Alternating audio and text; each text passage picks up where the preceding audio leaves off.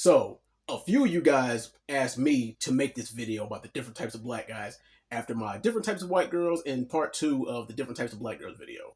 So, without further ado, I'm gonna give it to you. And once again, disclaimer, this video is not meant to upset, harm, and offend anybody. It is just for fun. And I know that there's gonna be a couple that I missed, especially with the subtypes of black guys, but I'll get into that later. But without further ado, here we go. Number 1, this guy's what I like to call Mr. Laidback. Now, this guy is pretty much the all-around balanced guy and can pretty much fit into any environment. And he can pretty much blend in any crowd. He can blend in with the nerds, the hood dudes, the contemporaries, or if all else fails, he just pretty much stays to himself. Number 2, the nerdy black guy. Your geeks, your Steve Urkels, if you would. Now, they might have a whole bunch of hobbies that a lot of people would consider corny, like playing Dungeons and Dragons and playing certain genres of video games. But what they lack in social skills, they make up for it in pure intelligence up here. Now, a lot of people call nerds goofy and weird, but in reality, these are probably the coolest, most down-to-earth guys to talk to because these are the ones who aren't going to judge you no matter what. And there's this little stereotype that nerds can't get girls or pull attractive women, but if you are the right kind of nerd and if you are decent looking, then you can pull some baddies.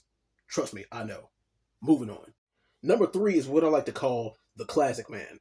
Now, I'm not saying that a guy like this can't be among the younger crowd, but normally this guy's a little bit older and more mature. The classic man usually dresses nice, minds his own business, but he probably is a hell of a lot more sociable than some of these guys on the list. And the classic man is probably one of the nicest guys on the list. And you can actually learn a few things from him too if you listen. Moving on. Number 4, the baller, the hooper, or the athlete. Now, these guys are pretty much freak athletes, whether they worked hard at it their whole life. Trust me, I know some ones who dad forced them to be an athlete, or they were just gifted with it at birth. Now, if these dudes ain't sinking threes or catching touchdown passes, guess what they doing? Talking to the ladies, and I don't blame them either. The only problem with these dudes is that they can be a little bit, what's the word I'm looking for? Self-absorbed, because they know that their talent is going to get them far. Moving on. Number 5, the preppy suburban black guy, your Carlton Banks. Now, this guy will probably have 1 or 2 black friends and probably 8 or 9 white friends. Not that there's anything wrong with that.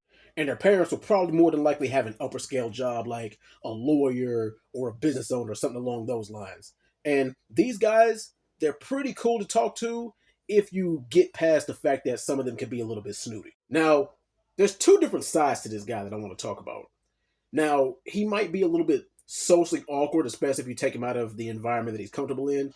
And then there's some who try too hard to be tough, who try too hard to be hood, and try too hard to be gangster, and it never turns out good for them. Trust me, I've seen it with my own eyes.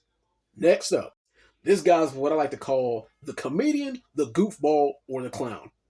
This will probably be one of the best friends to have on your list because he will keep you smiling, keep you laughing, and keep you entertained and engaged. The only downside about this is the fact that these guys are never serious. Yes, they might be funny and make you laugh, but they can't turn it off. And that can get annoying from time to time. Moving on. Whew, boy. You guys knew this one was coming. Next up is the hood ninja. And a few of y'all might get on me for being stereotypical about this one, but come on. You know what to expect from these guys. They grew up in the hood, grew up in the trenches, and a lot of them have some some less than glamorous hobbies. I'm not going to get too deep into it, but you know what I mean. And for the younger crowd, this is what you would call the YNs or the crash outs. They basically live life on the edge, they're reckless, and they do a whole bunch of things that will probably end up getting them arrested. But the bright side is that they have talent in other areas, and they can use this to get them out of whatever situation they're in. They have good hearts, but the only problem is that they're reckless and make dumbass decisions.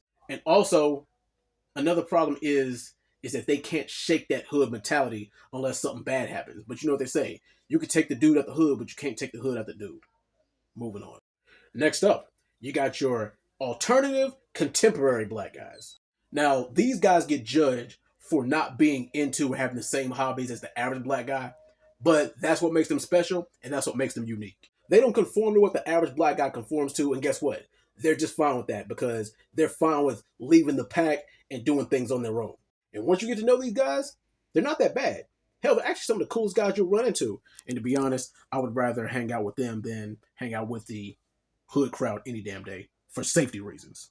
Also, if you keep an open mind, then they are the best friends to have, and they will put you on to some things that you never knew that you would be a fan of. But moving on. Last but not least, the overly woke hotep black guy. I don't really think I need to dive into detail about this one. Extremely pro black, extremely for the culture. But sometimes this guy can be very annoying and very overbearing with it. Guess what? It's good that you represent your people in the best way possible, but come on, you don't need to shove it in everybody's throats because a lot of these guys end up having a superiority complex about it. But that'll do it for this one, guys. I may or may make a part two about the subgenres, but you guys let me know if you want that. And if you guys are curious, as far as which category I fit into, I would say I'm kind of a hybrid. I would say I'm about 80% of Mr. Laid Back and 20% of the nerdy black guy. But hey, I'll let y'all be the judge of that. I'm out, guys. Peace.